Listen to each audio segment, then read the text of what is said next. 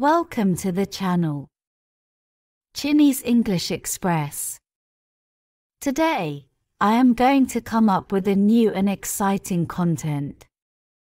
Before going to the video, please subscribe to my channel. Title of the story: The Good Wife. Once upon a time, there was a wise and good king. He had only one son, a boy named Delibes. Prince Delibes was a clever young man and the king loved him very much. One day, the king called the prince to him and said, "Listen, my son. You will be king after I have died. I want you to be a wise ruler. But you will only be wise if you are happy.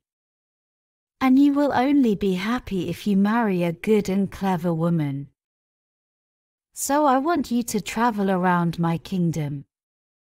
Look for the best woman you can find and marry her.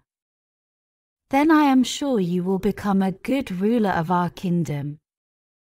So Delibes left his father's house, and he began to travel around the kingdom. He went to every town and every village. He met the daughters of rich men and the daughters of poor men, the daughters of nomads and the daughters of hunters. Some of them were beautiful, but they were stupid. Some were wise, but they were ugly. He couldn't find the perfect girl. He spent many years traveling. He didn't look like a prince anymore. His clothes were old and torn, his shoes were broken. One day, the tired prince lay down to rest under a tree. It was the middle of the day, and the sun was high in the sky. His food was finished and he was very hungry. He fell asleep. When he woke up, he saw a girl. She was looking after her father's sheep. Delibes looked at her. She was the most beautiful girl he had ever seen. He wanted to speak to her, but he couldn't. "What's the matter?" the girl said. "You look hungry. I have only a little bread with me here, and you can have it if you like." She took out some bread and gave it to Delibes. He ate it hungrily. "Thank you," he said. The girl started to walk away. Delibes wanted her to stay. "Have you seen my camel?" he said. "No," the girl said. "I haven't seen a camel, but a blind one has passed this way." "Really?" said the prince. "And this camel had no tail." "How do you know?" asked the prince. "And there is a wound on its right side," the girl said. The prince was very surprised. "You haven't seen this camel," he said, "but you have described it perfectly. How did you do it?" "Oh, it was easy," the girl said. "Look at this bush. A camel has been eating the leaves. But it has only eaten from one side of it. This probably means that it's blind in one eye. And do you see this camel dung? It's all together, in one pile. But camels move their tails when they drop their dung. When a camel has a tail, the dung falls in different places." "But what about the wound on the camel's right side?" asked Delibes. "How did you know about that?" "Look here, in the sand," said the girl. "A camel has been rolling here. But it has only rolled on its left side. This means that its right side must be wounded." "I've found the girl I'm looking for at last," the prince said to himself. Please, he said to the girl, tell me your name. My name is Hariri, she said. And what is your father's name? Nakrusa. Where does your family live? Where can I find them? Down there, said Hariri, and she pointed to the village in the distance. I'll come back very soon, the prince said, and speak to your family, but first I must go home. I must tell my father. I've found the girl I want to marry. Delibes hurried back to his father's house. Father, he said, I've found her. She's the wisest and most beautiful girl in your kingdom. His father smiled. That's good, my son. But don't be in a hurry. Find out more about the girl. Meet her family. Talk to them. So Delibes began the journey back to Hariri's village. On the way, he met Nakrusa, Hariri's father. Let's walk together, he said to the old man. Very well, Nakrusa said. It was a long way to the village. The path was rough and stony and the sun was hot. Nakrusa and Delibes walked together, but they didn't speak. At last, Delibes said, the journey is too long and we are both tired. Let's make it easier. Why don't you carry me? Or, if you like, I will carry you. Then the time will pass more quickly. Nakrusa looked at Delibes, but he didn't say anything. What a crazy idea, he thought. What a stupid young man. They walked on, but they still didn't speak. After a while, they passed some young men. They were looking after a herd of 100 cows. Old man, said the prince. Who do these cows belong to? They belong to my cousin, said Nakrusa. He's a very rich man. Rich, the prince laughed. No. He must be poor. I'm sure he's a poor man. I'm sorry for him. Nakrusa shook his head. What a strange young man, he thought. He's sorry for a man who has 100 cows. A little later, they passed another herd of cattle. There were 10 cows and 1 bull. Whose cattle are these? Delibes asked. Oh, they belong to my neighbor, said Nakrusa. He's only a poor man. Poor, said the prince. I don't think so. I think he's rich. Yes, he's certainly a rich man. This young man is crazy, Nakrusa thought. They walked on, over the hills, until they came to a valley. There was a field of wheat in the valley. It was already yellow and ready for the harvest. Is this wheat free, so that travelers can eat it? Asked Delibes. Free, said Nakrusa. What do you mean, free? Of course it isn't free. It belongs to the farmer. I don't understand this boy at all, he said to himself. The sun was going down now. It was nearly evening. At last they could see the village in the distance. Some people were coming out of the village. They were carrying the body of a dead man. They were taking him to the cemetery. Who has died? Del Ibis asked Nacrusa. Who was this man? He was a good old man, Nacrusa answered. I knew him well. And will his name be buried with him? Asked Del Ibis. Or will his name live on? How stupid! Nacrusa thought. The poor man is dead. Of course his name dies with him. It won't be used again. He said nothing. He walked on towards his house and Del Ibis followed him. The prince and Nacrusa came to Nacrusa's hut. The old man turned round to Del Ibis. He wanted to say goodbye. But the prince had already followed him into his compound.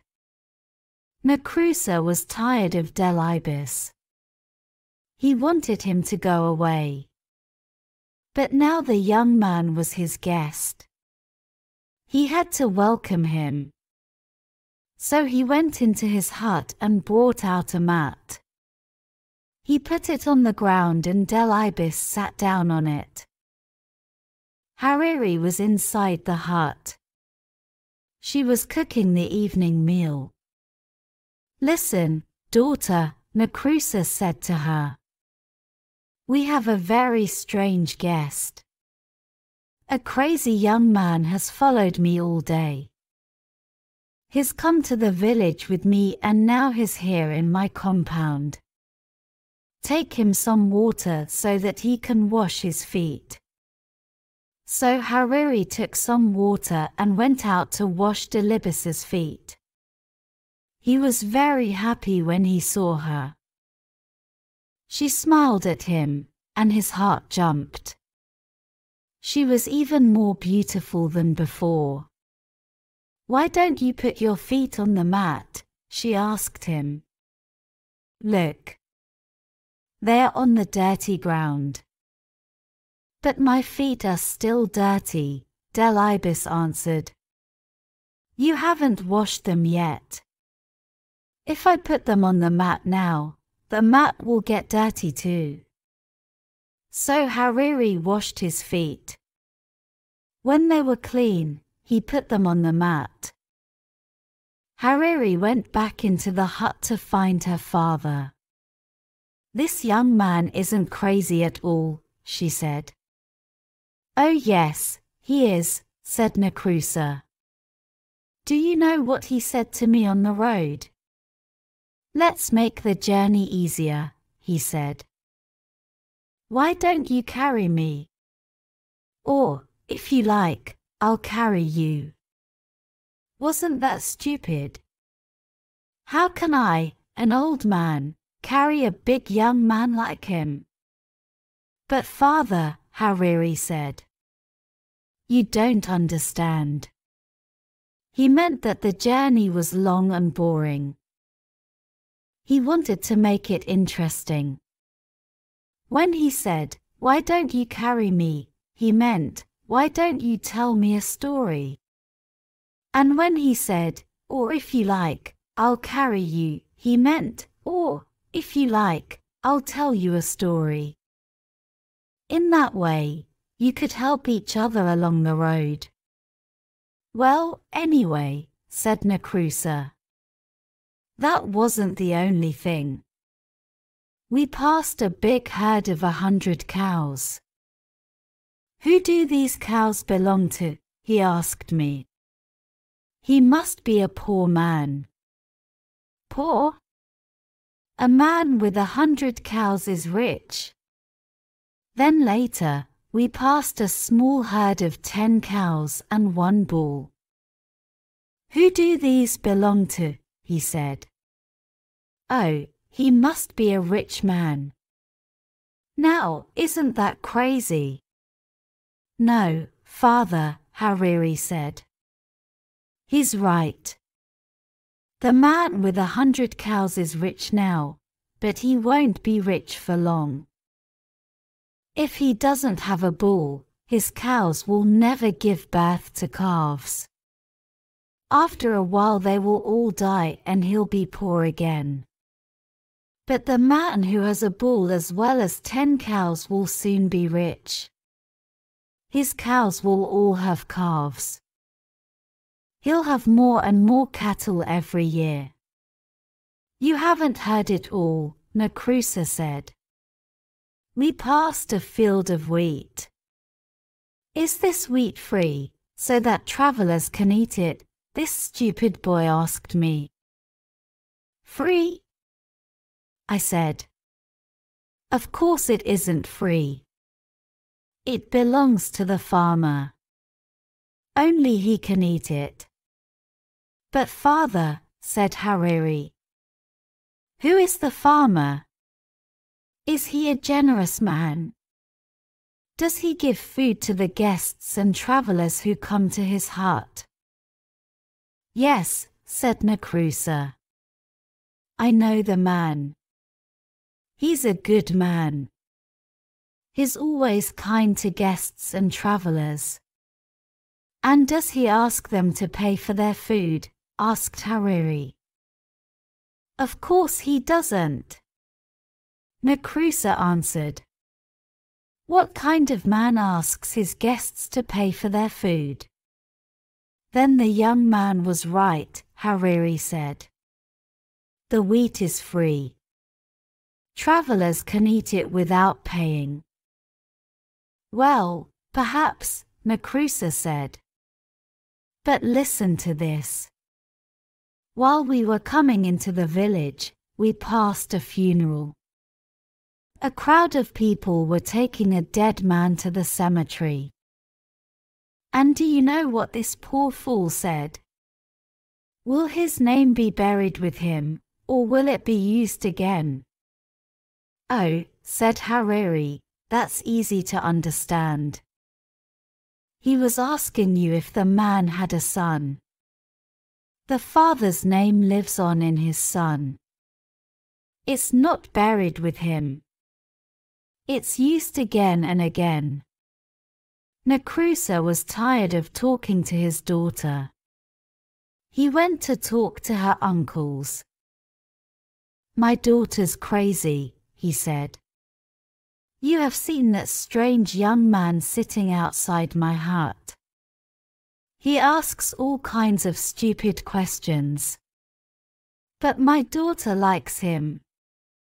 Does she? Said Hariri's uncles. That's good. Your daughter isn't a child now. She must get married soon. Why don't you let her marry him? He looks like a good man to us.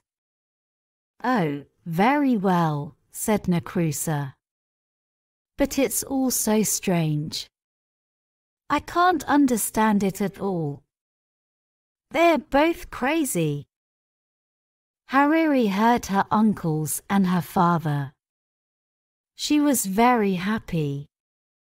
He's so handsome, she said to herself, and so clever. He's the best young man I've ever seen. Delibes was still sitting outside the hut on the mat. He heard Hariri's words. He was very, very happy. Welcome to the channel. Chinese English Express. Today, I am going to come up with a new and exciting content. Before going to the video, please subscribe to my channel. Title of the story: The Good Wife. The wedding was soon arranged. Delibes hurried back to his father, the king. Hariri is a wonderful girl, he said. The best girl in all Afar. I am very happy for you, my son, the king said. Send camels and cattle for the feast. Take some servants and all my armed men. Go to her house and marry her. Then bring her back to the palace. Oh no, father, said the prince. She doesn't know that I'm the king's son. I don't want to tell her yet. I won't take any armed men with me. When I go to her house, I'll take only one servant. She'll think I'm a poor man. If she marries me, I'll know she really loves me."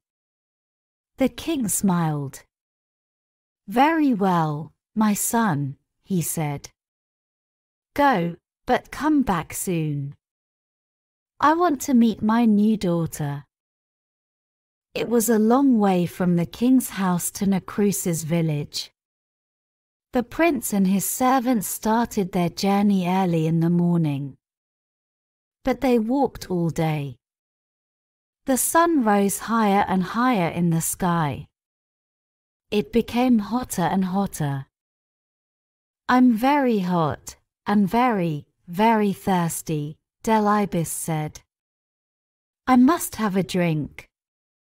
"That's all right, sir," the servant said. "Look, we're coming to a water hole. You'll find some water there." They came to the water hole and Delibis looked down into it. The hole was deep. The water was a long way down. "Climb down and fill my water bottle," Delibis said to his servant. "Oh no, sir, I can't do that," the servant said.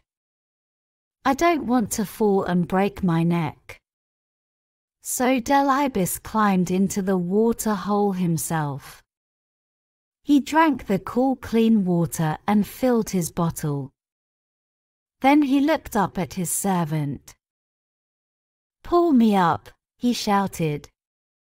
But the servant laughed at him. "Pull you up," he said. "Why? You fool, I'm going to be the master now." He picked up a big stone and lifted it above his head. "He's going to throw it down and kill me," thought Delibis. "Wait a minute," he shouted. "Don't kill me. You'll never escape. Someone will soon find my body. They'll tell my father, and he'll send his men to kill you. I've got a better idea." The servant put the stone down. "What do you mean, a better idea?" he said. "We'll change our clothes," said Delibis. "You take my clothes and I'll take yours. You can be the master and I'll be the servant." The servant laughed. "That's a stupid idea," he said. "If I pull you out of the water hole, you'll kill me." "I know you will." "I won't kill you, I promise," said the prince. "And I won't tell anyone that you're my servant." The servant picked up the stone again. "I don't believe you," he said. "Get ready to die." "Very well," the prince said, "but don't you want to marry the most beautiful girl in Afar? How will you find her father's house?" "Only I know the way." The servant thought for a moment. "Do you really promise?" he said. "You won't kill me? You'll be my servant and I'll be your master." "Yes," answered Delibis. "You know me. I always keep my promises." "All right," the servant said, and he pulled Delibis out of the water hole. They changed their clothes. The prince took the servants, and the servant took the prince's. Then they walked on along the road. At last they came to Nacrusa's village. Everything was ready for the wedding. The women were cooking a wonderful feast. Guests were arriving. People were singing and dancing. Hariri couldn't wait to see the face of her dear Delibes. She looked out of her hut, but there was the servant, dressed in Delibes's clothes. "This man isn't my husband," she said. "I've never seen him before." "Don't be a fool," her father said.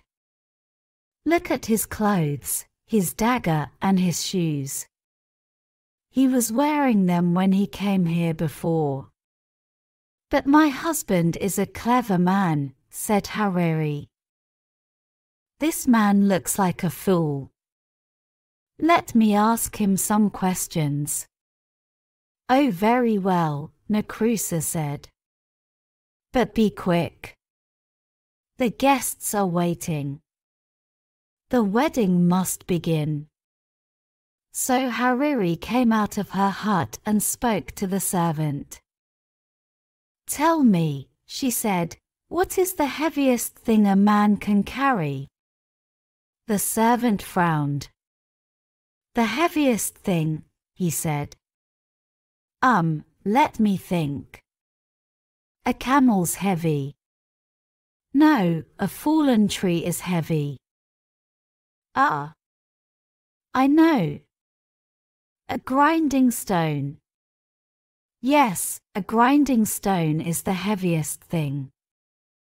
Hariri looked behind the servant. "Who is that man, standing under the tree?" she wondered. "Here's my next question," she said. "What is the sweetest food in the world?" "The sweetest food," the servant said. "The sweetest food." "Yes. I know the answer. The sweetest food is honey." Hariri was watching the man under the tree. He was coming towards her now. "I have one more question," she said to the servant. "What is the most beautiful smell in the world?" The servant shook his head. "What a stupid question," he said. "Flowers have the sweetest smell. Everyone knows that." Delibes was standing behind his servant now. He smiled at Hariri. "This man says he's my husband," said Hariri, "but he's a fool. His answers are stupid." Nakrusa was very angry. "Daughter," he said, "what are you saying? Look, the wedding guests are here. The feast is ready. Take this man. He is your husband." "Please, father," Hariri said. "I can't marry a fool. Let me talk to his servant." She looked at Delibes. "Did you hear my questions?" she asked him. "Yes," said Delibes, "and here are my answers. Your first question was, what is the heaviest thing a man can carry? My answer is a promise. A promise is a very, very heavy thing. For me, just now, it's the heaviest thing in the world." Next, you asked, what is the sweetest food? I know the answer to that question. I was alone once in the desert. I had no food. I nearly died of hunger. Then I met a girl. She gave me a piece of dry bread. It was the sweetest food in the world, because I was so hungry. Your third question was this: what is the most beautiful smell? I can answer that one, too. It is the smell of the skin on the neck of your baby son. I don't have a son yet. But one day, God willing, he will give me a wife. And one day, God willing, she will give me a son. Hariri laughed and clapped her hands. "Did you hear that, father?" she said. "This man is my husband." "But he's only a servant," Nakrusa said. "I'm tired of all this nonsense, Hariri. I'm your father. You must obey me. Marry the master, not the servant." Hariri went and stood beside Delibis. "Master or servant, this is the man I will marry," she said. The servant was frightened when he heard this. He fell down on his knees. "Oh, please, please forgive me," he said to Delibis. "I was a fool. Don't tell the king, your father." "The king? Your father is the king," Nakrusa said to Delibis. "My dear boy, this is wonderful." "Hariri, my child, you are right, of course. This is the right man for you. I always knew you were a clever girl. You're going to marry a prince. Where are the singers? Is the food ready? Let the marriage begin." The wedding was a happy one. Everyone ate and sang and danced. Only Delibis's servant wasn't happy. He went out of Nakrusa's compound and ran away. They never saw him again. The next day, Delibis and Hariri began the journey back to the king's house. Everyone there was very happy to see them. The king liked his daughter-in-law at once. "My son, you have chosen well," he said to Delibis. "Now I know that one day you will be a wise and happy ruler." After a year, Hariri had a son. Delibis was very happy. He took his son in his arms. He smelled the skin on the baby's neck. It was the sweetest smell in the world for him. Hariri smiled at him. "I have given you a son," she said. "Now I want you to give me a promise." "Yes, of course," said Delibis. "What is it?" "I'm always frightened when you go out at night," Hariri said. "There are bad men in the town and the wadi is the most dangerous place. Please don't go to the wadi in the evening, when the people and the animals have returned to the town. Promise me." "I promise," said Delibis. And so Delibis and Hariri lived happily for many years. They had 7 sons and 7 daughters. The old king died, and Delibis became king.